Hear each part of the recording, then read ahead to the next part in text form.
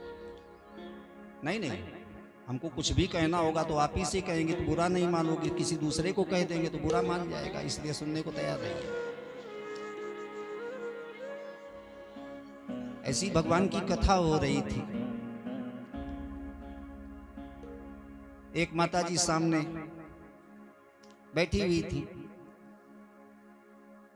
तो बेचारी सुबह से शाम तक कथा सुनती थी और बराबर आंसू बहते रहते थे कथा सुनते हुए। पंडित जी ने देखा, सोचा कि बेचारी बहुत भगवान की भक्त है, भगवान में समर्पित है, भगवान की कथा सुन सुन करके इसके नेत्रों से आंसू बहते रहते। जिस दिन कथा समाप्त हुई, बोली माई हम बहुत भाग्यशाली हैं कि आप जैसी भक्त उसने हमारी ठाकुर जी की कथा सुनी। बोली पंडित जी हम इसलिए थोड़ी रो रही थी, हमारी आंखों में आंसू जो बह रहे थे वो भगवान की कथा के लिए थोड़ी बह रहे थे। बोले फिर? बोले हमारे मायके में आप ही जैसे पंडित जी एक दुबले पतले आए थे, ऐसे दाढ़ी थी हल्की हल्की सी, बेचारे आप ही जैसे थे। तो हमारे यहाँ एक बकरा था, उसकी भी ऐसी छोटी छोटी दाढ़ी थी, 7 दिन तक ऐसे ही चिचियाता रहा है कि बेचारा 7वें दिन मर गया। तो हम तो ये सोच सोच के रो रही थी कहीं आपका भी यही हाल ना हो जाए तो पाप लगे। हैं? इसीलिए हमने रुचि से पूछा कि काहे की कथा सुन रही हो? भागवत की कथा सुन रही है, भागवत की। भागवत में कितने अक्षर हैं? भा ग व त, 4 अक्षर हैं। जीवन में हमारे पुरुषार्थ कितने हैं? धर्म, अर्थ, काम, मोक्ष। ये किनके पुरुषार्थ हैं? सांसारिक जीवों के, हमारे आपके जैसे गृहस्थ जीवन के। संसार में उलझे हुए लोगों के लिए 4 पुरुषार्थ बताए गए, धर्म, अर्थ, काम और मोक्ष। लेकिन इस संसार में बहुत सारे ऐसे संत हैं जिनको दुनिया से कोई मतलब ही नहीं है, पड़े हुए किनारे, कहीं से मिल गया पड़ा तो उठा के खा लिया, किसी ने बोल दिया तो बोल दिए, उनसे कोई भजन भी नहीं करते, ऐसे ही पड़े हुए। साधना करते करते अब श्वास प्रश्वास से भजन हो रहा है। ऐसे संतों की स्थिति क्या होती है बताऊं? ऐसे जो संत होते हैं उनकी स्थिति क्या होती है, मैं छोटा सा एक टुकड़ा सुना देता हूं। एक दिन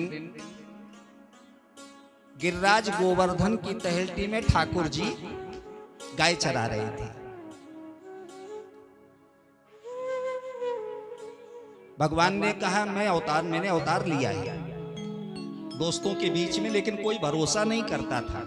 कहा करते थे मैंने अवतार लिया है, कहो तो तुम सबको बैकुंठ घुमा लाऊं। भगवान ने कहा बोलो तुम सबको बैकुंठ दर्शन करा दूं। ग्वाल वालों ने कहा अच्छा ठीक है, वहां बैकुंठ में जाएंगे तो वहां ये गिरिराज मिलेगा? बोले नहीं मिलेगा। मक्खन चुराने? बोले वहां मक्खन मक्खन नहीं होता, दूध दही कुछ होता है? बोले वहां कुछ नहीं होता है। बोले फिर? वहां जाने की हमें जरूरत भी क्या करेंगे, बैकुंठ जाएंगे।